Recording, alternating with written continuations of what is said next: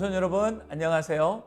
지난주에 이어서 최석윤 목사님을 모시고 그동안 청소년 시절과 또 청년 시절에 대해서 들었는데 오늘 그 이후의 시간에 대해서 말씀을 듣도록 하겠습니다. 목사님 안녕하세요. 네, 안녕하세요. 반갑습니다. 지난 시간에 너무나 귀한 말씀을 잘 들었습니다. 지난 시간에 이제 어린 시절 또 청소년 시절에 대해서 말씀해 주셨는데 오늘은 청년 시절에 대해서 또 그 후에 어떻게 또 지내오셨는지 이 말씀을 좀 들어보도록 하겠습니다. 우리 목사님 청년 시절은 어떠셨나요? 청년 시절을 어떻게 보내셨죠? 서울 올라오기 전에요. 중학교를 졸업을 했죠. 졸업장을 못하고. 그런데 하나 꼭 짚고 갈 것은 우리 어머니께서 6개월 후에 그동안 못 냈던 그 기성예비 등록금을 다 내시고 졸업장을 찾아오셨어요. 근데 제가 그랬어요. 그때 우리 어머니께 그까짓 거 뭐하러 찾아왔어? 라고 얘기를 했어요. 그랬더니 우리 어머니가 그러시더라고. 야 임마, 나 죽으면 너희 아버지 만날 건데 너희 아버지 먼저 죽었다고 큰아들 중학교도 졸업 못 시켜주고 졸업장도 못 타주면 내가 너희 아버지한테 가서 무슨 할 말이 있냐 임마 라고 하셔서 졸업장을 찾아오셨어요.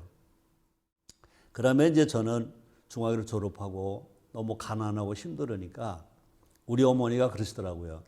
외할아버지 연세가 많으시니까 가서 일 좀 배워라. 그래가지고 이제 거기 가면 외할아버지 집에는 이제 먹을 거는 넉넉하니까 우리 집에서는 사실 앞에서는 말 안 했지만 먹는 것까지도 어려웠었거든요.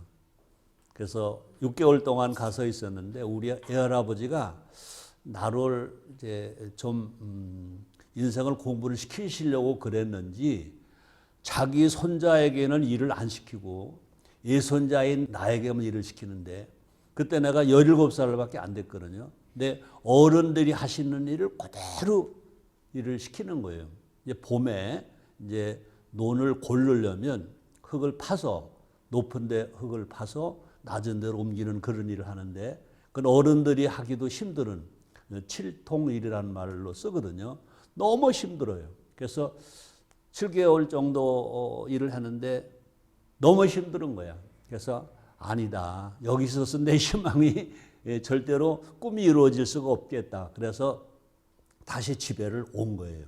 근데 집에 오니까 그때는 여름이니까 시골집이 자꾸 이제 담이 무너지는 거죠. 사실은 우리가 6.25 전쟁 전에는 그 집안이 큰 집안이었기 때문에 큰 집에 살았어요. 그런데 6.25 전쟁이 되면서 앞에서 말한 것처럼 아버지 삼형제, 그러니까 사형제 중에 삼형제가 다 가시고 어려우니까 큰 집에서 있을 수가 없어서 집을 이제 작은 집으로 옮겼죠. 그러고 나니까 이제 담이 자꾸 무너지는 거예요. 장만한 집은 무너지고. 그래서 그때 시골 살면서 산에 가서 나무를 자르다가 이제 담을 잘 치는 일을 했어요. 그러고 나서 이제 여름이 됐는데 이제 거기서 시골에서 그것만 가지고는 절대로 희망이 안 되잖아요. 그래서 아니야.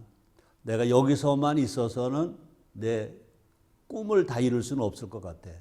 내가 정말로 가난한 시골 집에보다는 어디 내가 옮겨야 하지 않겠는가. 그래서 사실 그런 꿈을 꾸고 있었는데 그때가 1958년 8월 4일 날이에요.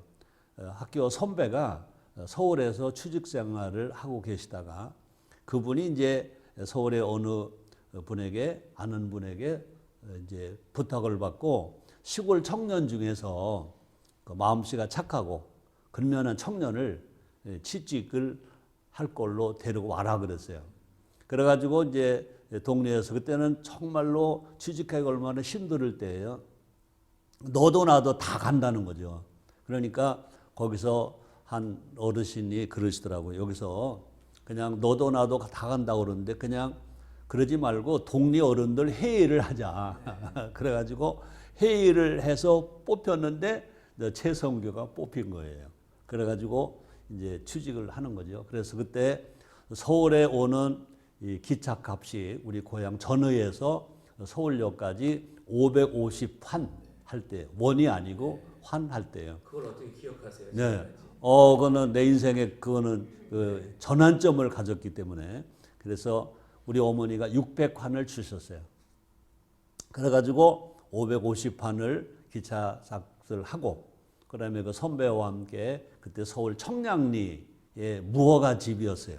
청량리 무허가 집에 도착을 하고 보니까 공장이라고 해서 왔더니 너무 초라한 거예요.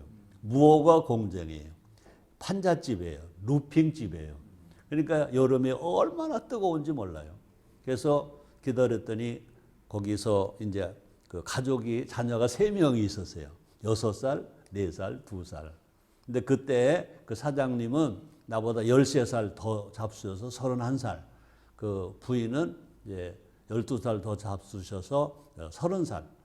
그런데 그들이 아빠 엄마는 이제 일하러 일터에 가고 그 어린아이들이 그 청량리 판잣집 연탄 많은 데서 보니까 너무 그냥 얼굴이 새카매가지고 눈만 바짝바짝 하는 거예요.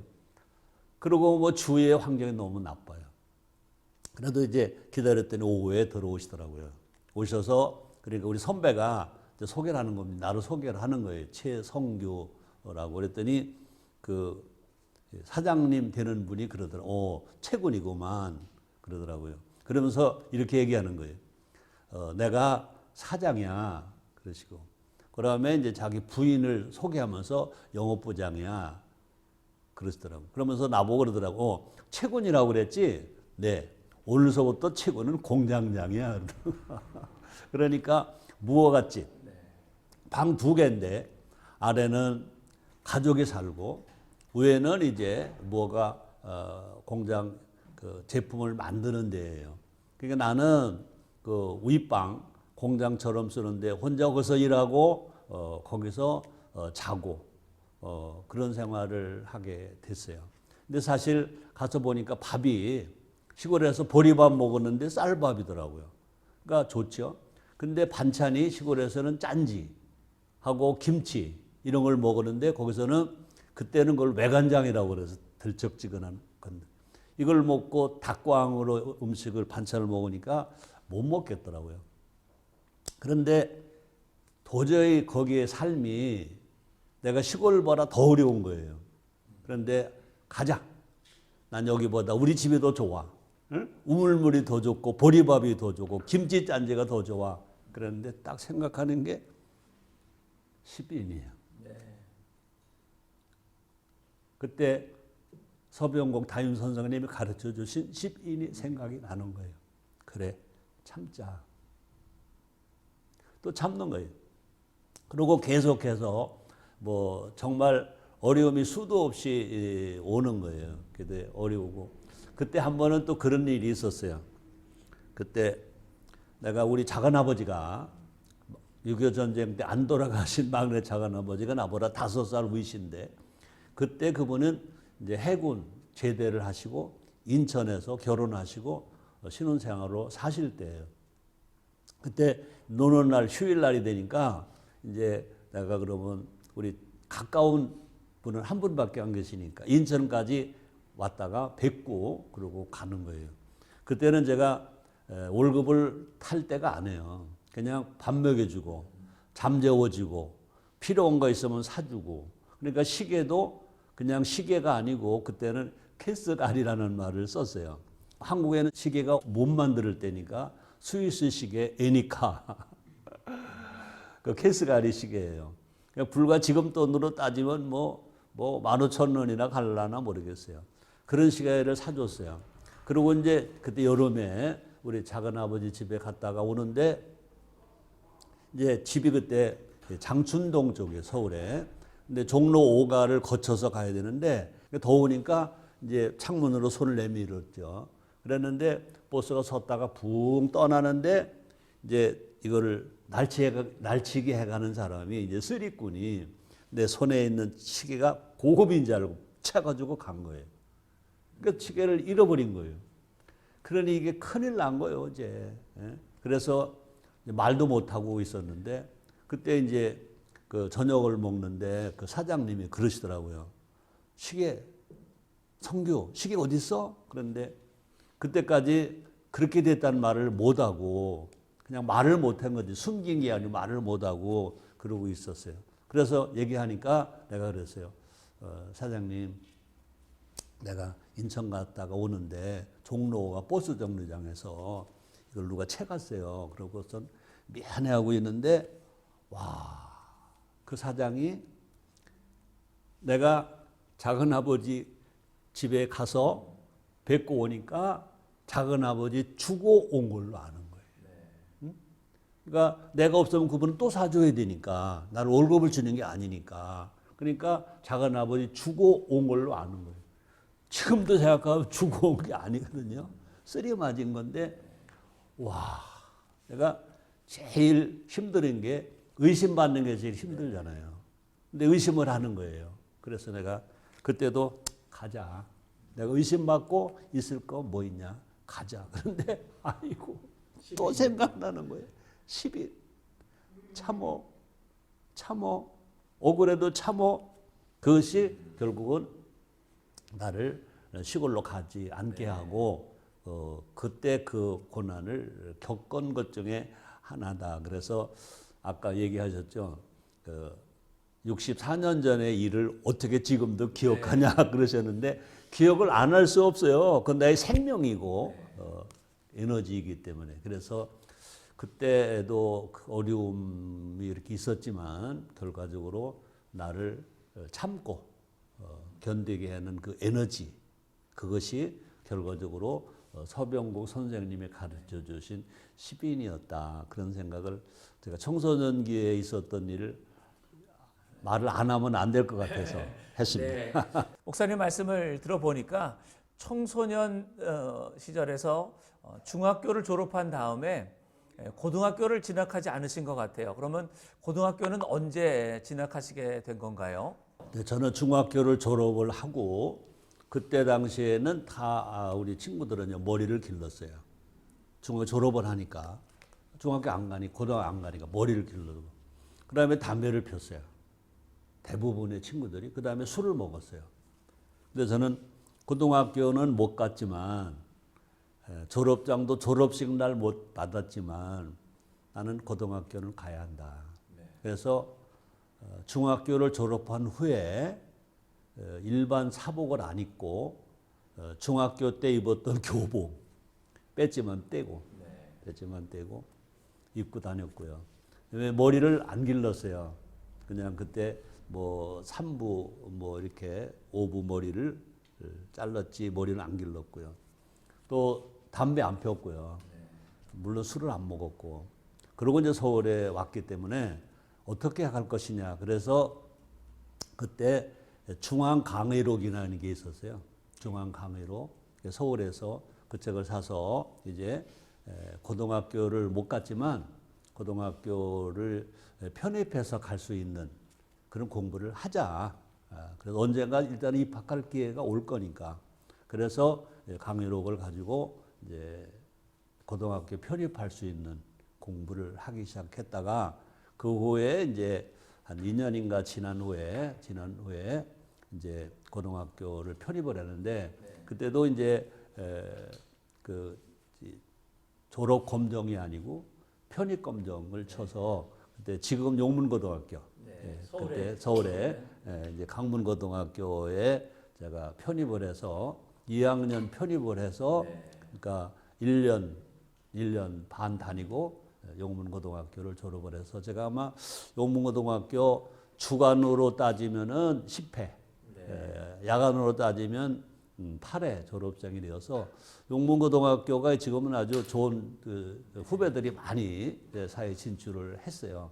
그래서 지금은 내가 다닐 때 강문고등학교는 사실 좋은 학교가 아니었는데 지금은 용문고등학교 좋은 학교가 돼서 우리 후배들이 좋은 후배들이 많이 있습니다. 그럼 목사님 대학교는 언제 그러면 들어가시게 되었나요? 그때 다른 친구들은 60학번이에요. 60학번인데 나는 이제 63학번이 됐어요. 근데 사실은 고등학교를 2년 늦게 졸업을 했잖아요.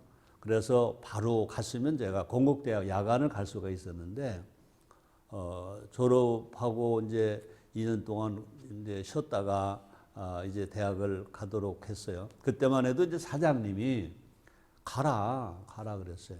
그래서 이제 막상 합격증을 갖다 드렸더니 그러시더라고요. 최군, 지금 우리 회계사가 바쁘잖아. 이제 회사가 사실은 무허가 공장된 회사가 이제 허가를 내서 상당히 큰 회사가 됐었어요. 바쁘니까 1년 있다가 그러면 그때까지도 나는 월급이 없었어요. 휴일이 없었어요. 그냥 1년 365일 일하는 거예요. 명절 때 한 이틀 아니면 3일 고향을 가고 우리 아버지 제사 때 그때 제사를 참 잘 지냈죠. 지낼 때 또 하루 갔다가 오는 거.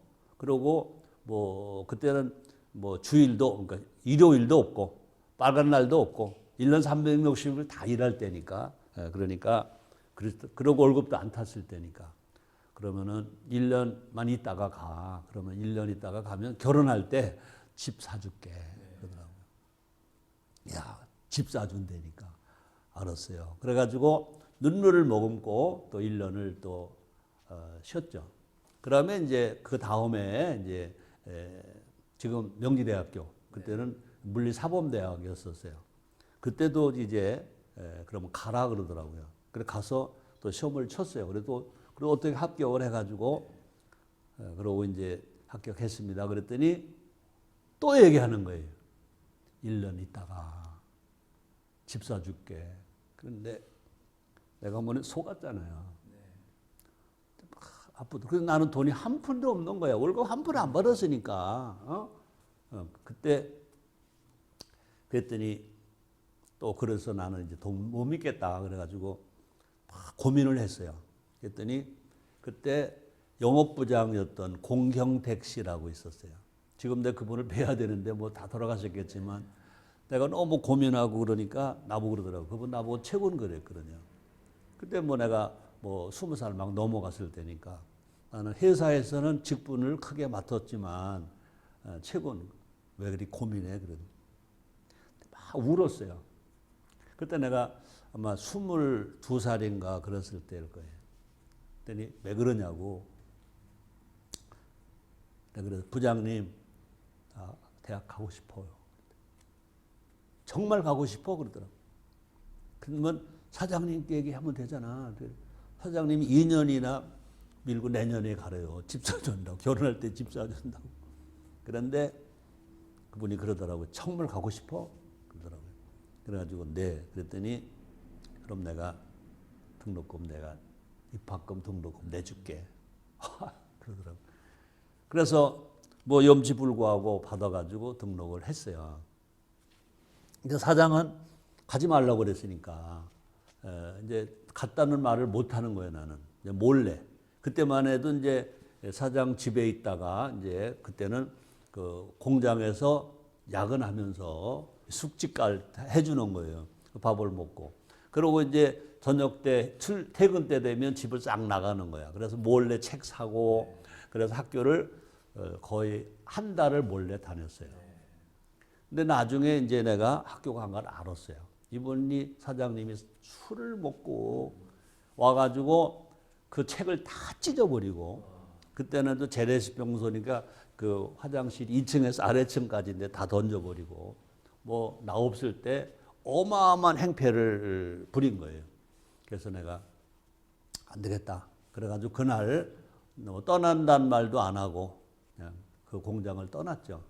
내 주머니는 돈 한 푼이 없는 거예요. 학교는 입학을 이제 그 공경대 부장님 해주셔서 그래 다녔죠. 그러고 나서 이제 어디 갈 데도 없는 거예요. 예? 돈도 없고 먹을 것도 없고. 그래서 그때 그래도 그 짧은 시간이지만 그 대학을 다녔는데 나를 너무 좋아했던 친구가 자취하는 친구가 있었어요. 내가 고민하니까 왜 그러냐고 얘기하니까 내가 그때만 해도 이제 과대표가 됐었거든요. 그때가 명지대학교에 경영관리과가 처음 생겨서 내가 과대표가 된 거예요. 그러니까 나를 대표로 오니까 나를 그래 친하고 싶으니까 그 사람은 고향이 전라도인데 자취를 동생하고 하고 있었어요. 잘 사는 친구였었어요. 가자 그러더라고요.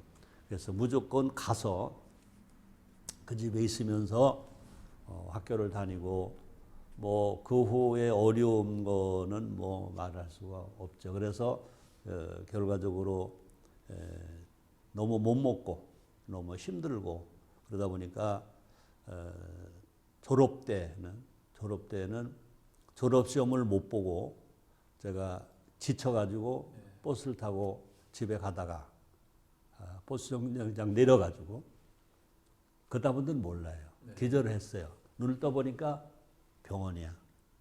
내가 지쳐가지고 그 다음에 이제 진찰을 받고 보니까 폐병을 걸렸더라고요. 그래서 어려움을 겪었는데 지금 생각해 보면 그때도 참고 내가 포기 안 한 거 그런 것들이 서병욱 선생님의 시빈이구나 그런 생각을 합니다. 인생이 그렇더라고요. 나는 절대 이제 그 사장 안 만난다 그랬어요. 근데 이제 내가 졸업할 때쯤 되니까 또 부르는 거죠. 내가 필요한 거죠. 안 간다. 그런데 그분 보고는 내가 갈 수 없는데 그동안 그 회사를 위해서 내가 기술을 개발하고 무허가 공장에서 허가를 받고 내가 만들었던 제품 그건 뭐 내용만이 아니라 디자인 뭐 이런 거 모든 것들이 내가 해온 꿈이었기 때문에 그다음에 이제 그분은 나쁘지만 또 그분의 가족들 거의 내가 18살에 갔는데 그때 6살, 4살, 2살 걔들은 나보고 아저씨 그랬거든요. 근데 그 사람들하고 내가 13년을 같이 살았었으니까 제가 그들 생각이 나고 가족 생각. 그다음에 또 중요한 거는 나랑 같이 일했던 직원들, 응? 그때 직원들이 생각이 나고. 그다음에 그때도 그 나에게 등록금을 준 공경택 그 영업부장님이 그때 거기 근무를 하고 계셨었어요. 그 사람들이 너무 그립고 그러니까 안 갈 수가 없더라고요. 그래 가서 같이 일을 하는데 정말 실력 발휘를 많이 해서 그러다가 제가 이제 그 회사에 기획실장 없는 기획차장을 하면서 그러니까 출세를 빨리 한 거죠. 경험이 난 많으니까 18살서부터 거기서 있었으니까 그래서 가서 그 일을 하면서 뭐 조금 진전해야 되겠지만 그때 이제 결론은 이제 정말 결혼을 하게 된 거예요. 결혼을 하는데 그때 그러면 그분이 집을 사줬냐? 안 사줬어요. 그러면 내가 집 사는데 조금이라도 보태줬냐? 안 보태줬어요. 그래서 거기까지만 얘기할까요? 네, 감사합니다. 목사님 결혼하셨는데 결혼은 그러면 언제 하신 건가요? 지금 들어보니까 계속 직장 생활하시고 또 일하셨는데 결혼은 그럼 언제 하셨죠? 결혼은 내가 이제 그 명지대학 다닐 때가 23살, 24살 내가 졸업한 때가 이제 24살이었거든요. 근데 사회자님이 이걸 물르는 거 대답해야 되나 모르겠네. 근데 이제 1학년 입학한 학생이 여학생이 있었는데 뭐 근데 그분 얘기를 들어보면 내가 직장인이고 또 그때 내가 24살이니까 본인이 들어올 땐 20살에 대학을 들어봤지 않았겠어요. 그러니까 나를 조교로 처음엔 봤나 봐요. 근데 나중에 이제 신입생들을 내가 데리고 저 광릉으로 그 야외 행사를 가졌는데 내가 이제 회장이니까 과대표니까 내가 다 지도하면서 갔는데 그때 어떻게 이제 서로 만나게 돼서 그해 여름 방학이 그때 한일회담이 한참 어려울 때였거든요. 그다음에 쌀 파동이 있을 때거든요. 그래가지고 방학을 빨리 했어요. 그러니까 6월 초에 방학을 했어요. 그래가지고 어떻게 가다가 친구가 이제 학교 왔다가 이렇게 해가지고 그때 1학년 입학된 그 학생을 여학생을 같은 과 학생을 만나게 됐는데 그냥 나는 그냥 후배로만 생각하고 그냥 꼬마로만 생각하는데 그것이 어떻게 하다가 이제 그 사랑이 돼서 사실 나는 명지대학에 입학했을 때는 많은 친구들이 그러더라고요. 왜 넌 연애 안 하니? 그러면은 나는 연애할 힘이 없어. 나는 결혼은 하지. 그러나 연애는 안 할 거야. 그래서 우리 친구들이나 이 친구들은 뭐 전혀 나하고 연애할 생각을 전혀 하지 않았고 그러다가 이제 후배가 그러게 되니까 이제 만나게 됐고 연애가 되어서 결국은 4년을 연애하고 그 28살에 또 우리 집사람은 20살에 나를 만나고 24살에 결혼을 했어요. 그래도 앞에서 말한 것처럼 그 사장님은 절대 집 안 사주고 그리고 그래도 하나 또 보태면 그분의 이제 부인이 암으로 돌아가셨어요. 그리고 그 회사가 너무 확대하다가 보니까 그 화장품만 했으면 잘 됐을 건데 화장품이 아닌 다른 섬유 쪽에 그분이 애도를 한 거죠. 사업상 애도를 했죠.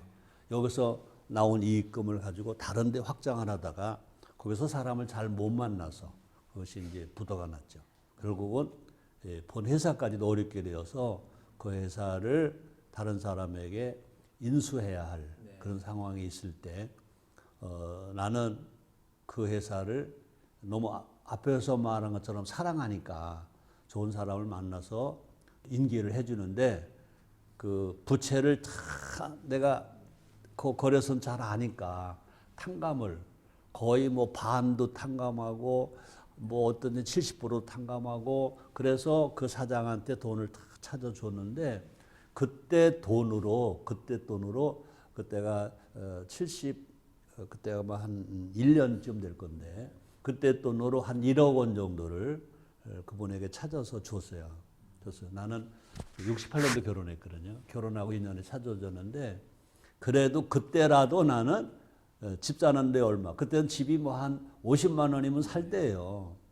근데 좀 보태줄 줄 알았는데 10원도 안 주고 자기가 찾아준 꽁땅 그대로 가지고 그분 떠나고 난 그래도 거기서도 뭐 10원도 하나 더 받지 않고 그래서 그 회사를 끝까지 다 정리해 줬죠. 그러고 나서 다른 분에게 넘겨줬는데 3년 운영을 했는데 그분은 이제 화장품 하는 사람이 아니었거든요. 다른 거 운영하는 사람인데 그분도 너무 확장을 시켰어요. 그래서 그때 모델 뭐 김희준 씨도 모델로 하고 뭐 이 유명한 탤런트도 모델로 너무 확장을 시켰다가 그 회사가 어려웠죠. 어려우면서 또 떠나는 거예요. 할 수 없이 나는 떠날 수가 없다. 그래서 돈도 없지만 내가 해볼게. 그래서 결국은 그 회사를 인수를 한 것이 31살이에요. 그러니까 18살에 그 회사에 소년으로 들어갔다가 청년으로 들어갔다가 31살에 그 회사를 인수를 하게 되었고 그때 인수해서 잘 하는데 그때는 사채 파동이라는 게 있었어요. 그러니까 사채가 많아서 기업을 못하니까 모든 사채를 동결시켰어요.